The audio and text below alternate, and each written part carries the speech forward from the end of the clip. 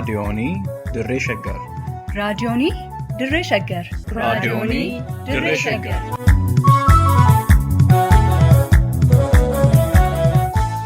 Raadiyoonii Dirree Shaggar. Raadiyooniin Dirree Shaggar torbaan guutuu guyyoodhaan galgalatti sa'aatii tokkorraa eegalee amma sa'aatii tokkoof walakkaatti dambalii gabaabaa meetir baandii 19 kiiloo heerzii 15,415 irratti qophii dabarsuu amma jalqaba. Raadiyoonii Dirree Shaggar.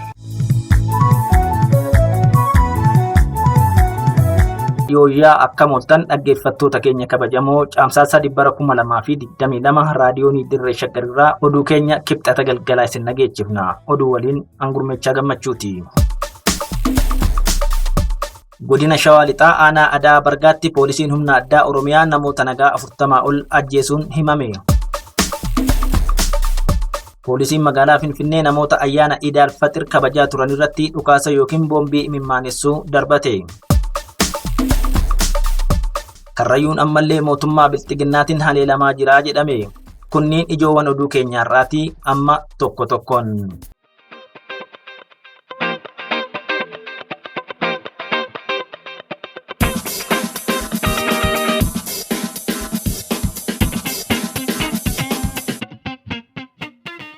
Godina Shawaa Lixaa aanaa Adaa Bargaatti poolisiin humna addaa Oromiyaa dhukaasa eebla 29/2022 lammiilee nagaa irratti baneen lubbuu namoota qulqulluu 40 ol ta'anii galaafachuun dhaga'ame. Hidhattoonni mootummaa waraana bilisummaa Oromoo sakatta'uuf gara sanatti bobbaafaman ajjechaa fi hidhaa namoota nagaa irratti raawwatan itti fufanii jiraachuus jiraattonni bakka sirraa raadiyoonii Dirree Shaggaritti himaniiru. Haleellaa waraanni bilisummaa Oromoo godina Shawaa Lixaa aanaa Adaa Bargaa keessatti humnoota mootummaa irratti gaggeessaa jiru hordofuun hidhattoonni mootummaa ammallee tarkaaffii ajjechaa uummata nagaa irratti fudhachaa jiraachuu kan himan maddi keenya kun aanaa Adaa Bargaa gandoota akka Caancoo, Birrattee fi kanneen biroo keessatti manneen jiraattotaa gubuun itti fufeeraa jedhan. Waraanni bilisummaa Oromoo Cikkareellaa taasise kan booda isaan naannoo sana gaafa gadhiisan waraanni mootummaa humna dabalatee gaafa dhufu qaama hawaasa naannoo sana jiru guutummaatti walitti qabanii tarkaanfii fudhatanii walii gadi namoota manallee deemanii namoota karaa deemu tiksee hunda haleellaa raawwachaa turanii warri baqatee galaawee erga naallee barbaadanii namoota ajjiisaa turanii erga kun immoo ta'e namni naannoo sana gallakkisee baqachaa ture erga naallee deebi'anii nama ammallee barbaadanii gara magaalaatti isaa ta'u bosonatti illee baqate kan ammallee kan ajjiisan jira erga numa kan hidhanii mana isaa kan gubanii jira manni hedduun gubateera jechuudha akka waliigalaatti. Waraanni mootummaa maqaa hidhattoota waraana bilisummaa Oromoo sakatta'uu jedhuun gara godina Shawaa Lixaa aanaa Adaa Bargaatti bobbaasee uummata nagaa haleeluu malee kaayyoo biraa akka hin qabne kan akeekan maddi keenya. Waraanni mootummaa ABO'n shanee kan biraan jiru isiniin alatti jechuun uummata nagaa ajjeesaa fi kanneen qe'ee fi qabeenya isaaniirraa baqatan ammoo mana jireenyaa isaaniitti ibidda qabsiisuun barbadeessaa jiraachuu dubbatan. ABO shanee maal barbaadna sinumadha. ABO shanee biraan barbaadna sinumadha kan jedhanidha. Namoonni kun immoo yoo ilaallu namootuma hubannoo siyaasallee hin qabne qaama kamiyyuu addatti siyaasa beekanii nama deeggaramiti. Garuu ta'edhanii sinumadha jedhanii hawaasa sanatti bobba'anii kana raawwatanii erga naannoo mana isaanii gubanii warra du'e immoo awwaalcha dhorkanii bakka tokkotti fa'aa jimalaan kan awwaalamantu jira. As deebi'ee immoo warreen iddoo hanqatanii baqatanillee manni isaanii iyyafatamee gubatamee kan jirudha. Aanaa Adaa Bargaa gandoota waraanni bilisummaa Oromoo keessa socho'aa jiru keessatti tajaajilli geejjibaa addaan cituu isaatiin jireenyi uummatichaa haala yaaddessaa keessa jiraachuu maddi kun ibsanii namoonni saalaan dhiira ta'an qe'ee isaanii gadhiisanii ajjechaa qaamoleen nageenyaa mootummaa irratti fudhachaa jiran jalaa baqachaa jiraachuu eeruun namoota jumlaan ajjeefaman dabalatee namoota guyyuun ajjeefaman awwaalaa kan jiru dubartoota ta'uu himaniiru.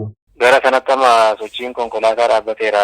Gara gandoota wanti kun itti raawwatee durumayyuu haganan turre amma immoo guutummaatti dhaabbateera. Namni immoo akka waliigalaatti dhiira kan jedhame hin jiru bakka shamarran qofaa jira. Warri illee awwaalcha namallee taasise shamarran qofaa turani. Dubartiidhumatu nama awwaalee jechuudha ammatti sochiin kamiyyuu hin jiru. Gabaanis waan biraas dhaabbateera. Hidhattoonni waraana bilisummaa Oromoos ta'ee humnootiin maqaa ABO shanee sakatta'uu jechuun gara aanaa Adaa Bargaatti bobbaafaman wayita lola gaggeessan balaa namoota siviilirra dhaqqabuu malu xiyyeeffannoo keessa galchuu akka qaban kan dhaamu maddi keenya kun dhimmi tokko otoo addaan baafamin tarkaaffiin ajjechaa hidhattoota mootummaatiin lammiilee nagaa irratti fudhatamaa jiru gonkumaa fudhatama hin qabu jedhaniiru. Qaamni lamaan iyyuu walii beekee meeshaa qabaa humna isaa abdatee wal lolaa jira. Kaayyoodhaan wal lolaa jira. Nama nagaa immoo dhimma keessaa hin qabne osoo adda hin baasin tarkaanfii akkanaa irratti fudhachuun kun barbaachisa jedhee yaadu. Ergamuma yookaan hawaasuma sana jibbisa irraa qabaachuu yoo ta'e malee nama kaayyoo siyaasaa hin qabaanne nama nagaa fixuun kun mootummaadhaafis gaarummaa waan qabaatu miti. Liiban Jaarsotu gabaase. Sooma Ramadaanaa baatii tokkoof ture booda ayyaana Idaal Faxir waggaa 1443 godinaalee fi magaalota Oromiyaa adda addaa keessatti kaleessa kabajamaa kan oole yoo ta'u, hordoftoonni amantii Islaamaa magaalaa Finfinnee ayyaana kana kabajuuf addababaayii magaalaa Finfinneetti walitti qabamanii turan irratti poolisiin magaalaa Finfinnee boombii imimmaanessituu darbachuun namoota irra miidhaa salphaan ga'uu fi qabeenyi manca'eera. Addababaayii magaalaa Finfinnee yookiin addababaayii Masqalaa mooraa agarsiisa magaalaa Finfinnee keessatti bakka dubartoonni itti sagadaa turanitti dubartoota irratti dhagaa fi boombii imimmaanessituun darbamuu hordofee walitti bu'iinsi hordoftoota amantaa Islaamaa fi qaamolee nageenyaa gara sanatti bobbaafaman gidduutti kan dhalate yoo ta'u, walitti bu'iinsa uumame kanaanis namoota irra balaa salphaan kan dhaqqabee fi gamoowwan naannoo sanaa irratti miidhaan dhaqqabuu beekuun danda'ameera. Hirmaattonni ayyaana kanaas karaa nagaan ajjechaa hordoftoota amantii Islaamaa naannoo Amaaraa magaalaa Gondor keessatti raawwatame balaaleffachaa kan turan yoo ta'u, ajjechaa fi masjiida magaalaa Gondarii fi Dabarqitti gubate keessaa garee shororkeessitoota faannoo qofa osoo hin taane qondaalonni olaanoon mootummaa naannoo Amaaraa harka keessaa akka qaban sagalee dhageessisaa turaniiru. Haaluma wal fakkaatuun dargaggoonni ayyaana Idaal Faxir magaalaa Finfinnee addababaayii Masqalaatti kabajamaa ture irratti hirmaatan gara mana isaaniitti wayita deebi'an dhaadannoowwan garaagaraa dhageessisaa kan turan yoo ta'u, dhaadannoowwan kana keessaas faannoon hattuudha dhaabbanni televezyiinii naannoo Amaaraa loogii hordoftoota amantii Islaamaa irratti taasisu dhaabuu qaba. Abiyyi Ahimad rasaasan nu faxarsiise jechuun balaaleffachaa turaniiru. Liiban Jaarsotu gabaase. Uummanni dur irraa kaasee sirna gadaa ganamaarraa osoo hin gorin ittiin bulaa asiin ga'e hawaasni Karrayyuu ammas waraana mootummaa Bilxiginnaatiin haleelamaa jiraachuun dhaga'ame. Godina Shawaa Ba'aa aanaa Fantaallee keessa kan jiraatu hawaasni Karrayyuu ammas mootummaa Bilxiginnaatiin ilmaansaa dhumaa jiraachuun eenyummaa ofii ibsuun barbaanne tokko raadiyoonii Dirree Shaggaritti himan. Waraanni mootummaa ejjattuu nama uffata Karrayyuu uffatee deemu yoo argam biran darban itti dhukaasan ni ajjeesan kan jedhu namni kun ammas ajjechaan kun jabaatee itti fufuu himeera. Aanaa Fantaalletti maqaa shanee sakattaane jedhuun duula waraanaa bobba'een guyyoota muraasa darban kanatti gandoota akka Haroo Qarsaa, Diibeetii fi Ilaalaa keessatti namootuma nagaa hedduu lafa isaan loon tikfataa jiranitti rasaasan fixuu ifoomsan. Nama hawaasni Karrayyuu akka malee jaalatuu fi gaafa rakkoof abdatu Burgaa Boruu nama jedhaman gaafa eebla 27 bara 2022 lafa isaan loon itti tikfataa turanitti dhaqanii dhukaasa itti banuu kan himan maddi kun isaanis ofirraa qolachaa turuun poolisoota hedduu ajjeesuudhaan kan madeessanillee dhumarratti rasaasa of harkaa finnaan akka ajjeesan dubbatan. Bakka obbo Bulgaa irratti dhukaasa bananii turanitti waraana mootummaa reeffa hidhattoota isaa shanguurratee gara magaalaa galchaa akka ture namoota arganirraa odeeffachuu himaniiru. Bulgaan nama uummanni Karrayyuu gaafa xiiqii akka jeneraala tokkootti abdatuu fi itti amanuudha kan jedhan namni kun yeroo waraanni kallattii naannoo Amaaratiin sababa daangaa babal'ifannaatiif Karrayyuu irratti duule sana nama akka abbaa duulatti lolanii lolchiisan urjii lola keessatti jechuun ragaa ba'aniiru.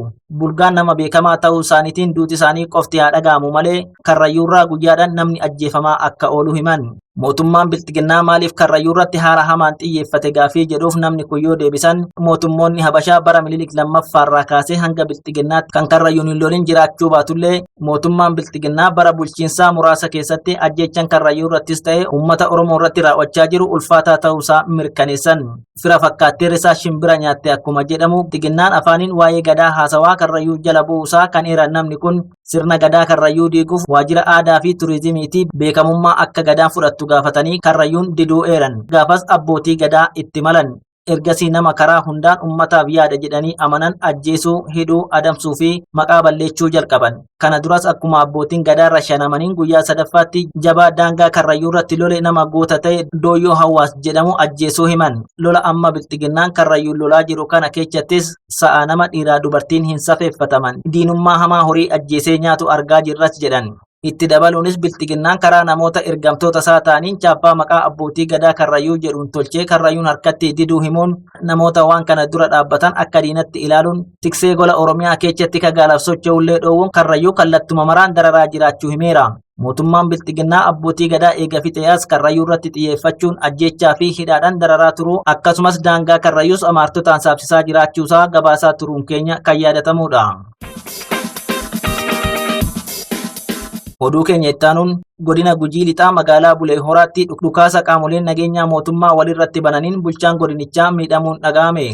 Mootummaan biltiginnaa sakatta'iinsa waraana bilisummaa Oromoo taasisuuf hidhattoota mootummaa naannolee garaagaraa gara kutaalee Oromiyaa adda addaa keessatti kan bobbaase yoo ta'u, hidhattoonni mootummaa kaayyoodhuma kanaaf gara kibba Oromiyaa godina Gujii Lixaatti bobbaafamanii turan magaalaa Bulee Horaa keessatti dhukaasa walirratti bananiin bulchaa godina Gujii Lixaa Jambaruu Abbabaa rasaasan rukutuu maddeen raadiyoonii Dirree Shaggar himaniiru. Bulchaan godina Gujii Lixaa Jambaruu Abbabaa magaalaa Bulee Horaa keessatti wayita waltajjii gaggeessaa jiranitti dhukaasa hidhattoonni mootummaa biltiginnaa walirratti bananii rukutamuun garmalee miidhamuun hanga ammaa mana jireenyaa keessa dhofamee jiraachuu kan eeru namni magaalaa Bulee Horaarraa raadiyoonii Dirree Shaggariif yaadasaa qoode tokko waldhabdee qaamolee nageenyaa gidduutti uumameen taateen kun hubatamuu himuun milishaan godinichaa magaalatti walitti qabame tarkaaffii kana rifachuun bittinnaa'uu dubbataniiru. Hidhattoonni mootummaa sakatta'iinsa waraana bilisummaa Oromoof jedhamanii gara godinaalee kibba Oromiyaa adda addaatti bobbaafaman waldiddaa isaan jidduutti uumamu yeroo adda addaa walitti dhukaasuu fi sochii waraanni mootummaa araddaa sana keessa taasisu waraana bilisummaa Oromoof kennaa akka jiran namni odeeffannoo kana raadiyoonii Dirree Shaggariif qoodan himaniiru.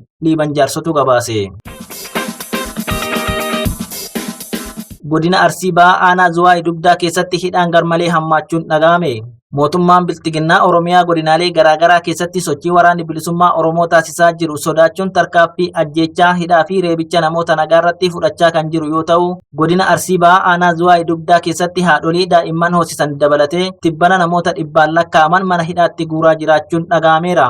Godina Arsii Bahaa aanaa Zuwaayii Dugdaa magaalaa Ogolchoo keessatti eebla 30 bara 2022 dargaggoota dogdoqqeedhaan magaalaarraa gara baadiyyaa deddeebisuun hojjechaa turan waraana bilisummaa Oromoof loojistikii dhiyeessaa jirtu jechuun poolisiin Oromiyaa dogdoqqee kanneen gubee dargaggootarra reebicha cimaa geessisuun namoonni bakkasii odeessanu dhaqqabsiisan mirkaneessaniiru. Aanaa Zuwaayii Dugdaa keessatti waraana bilisummaa Oromoo waliin hidhata qabdu jechuun daa'imman, dargaggoota, haadholii fi manguddoota irratti taasifamu garmalee jabaatee kan jiru ta'uu kan dubbatan namni yaada isaanii nuu qoodan tokkos hidhaa jumlaa maqaa waraana bilisummaa Oromootiin jiraattota nagaa irratti taasifamaa jiruun bakkitti nama hidhaa waajirri poolisii guutuu isaatiin mana nama dhuunfaa kireessuun namoota keessatti hidhaa akka jiran dubbataniiru. Liiban Jaarsotu qindeesse. Oduu keenya xumuraatiin magaalaa Gondoritti salaanni ayyaana Iidaa hin adeemsifamnee jedhan jiraattonni torbee tokko dura amantii bu'uura godhatee ajjeechaa fi saamicha fiinxaaleeyyiin Amaaraa hawaasa Musliimaa magaalaa Gondor irratti raawwatan hordofee hawaasni Musliimaa magaalichaa salaata yookiin sagada ayyaana Iidal Faxir kaleessa ayyaaneffame kabajuuf addababaayitti ba'uurraa akka of qusatan beekame. BBC'n jiraattota haasofsiisuun akka gabaasetti istaadiyeemiin Faasiladas kana dura waggaa waggaan salaanni Iidaa itti adeemsifamaa ture. Guyyaa Iidaa baranaatiif namni dhaquurraa of qusachuu isaatiin duwwaa ta'ee ooluun ibsameera. Sababni isaas manni maree ulaamaa magaalichaa ibsa akka lakkoofsa Itoophiyaatti eebla 23 bara 2014 baaseen mootummaan bakka itti gaafatamummaa isaa hin baanetti uummata balaarraa eeguun waan barbaachiseef hawaasni Musliimaa ayyaana Iidal Faxir mana isaaniitti akka dabarsan erga jedhee booda akka ta'e beekameera. Jiraataan Gondar tokko akka jedhetti haleellaa kibxata darbe namoota 20 ol galaafate hordofee haalli mootummaan ittiin namoota shakkaman to'annaa jala oolchaa jiru haqa qabeessa akka hin taane ibsee miidhamtootumti haleellaa sanii ammas hidhamaa jiraachuu ifoomseera. Qaamni walabaa qulqulleessee namoota yakka kana raawwatan gara seeratti hin dhiyeessu taanaan ammas du'aaf of saaxillu jenneetu manaan baanu jennee jechuunis dubbateera. Jiraataan biraa nageenya isaaf jecha maqaan isaa dhaamne Gondar keessatti masjiidonni azaana yookiin waamicha salaataa dhageessisuu erga dhaabanii guyyaa 4 akka darbes BBC'tti himeera. Har'as Gondar keessa humtuun jiru sochiin baay'een jiru Iida sitti fakkaatu jedhe qindeessituun Urjii Waariyooti. Egaa dhaggeeffattoota keenya kabajamoo oduu namaaf qabanne kanumaa sagantaa keenyaaf waliin turtii gaarii qabaadhaa.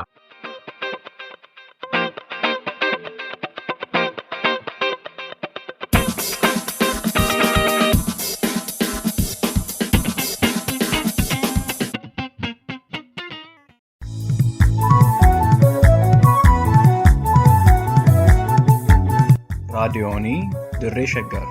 raadiyoonii Dirree Shaggar. raadiyoonii Dirree Shaggar.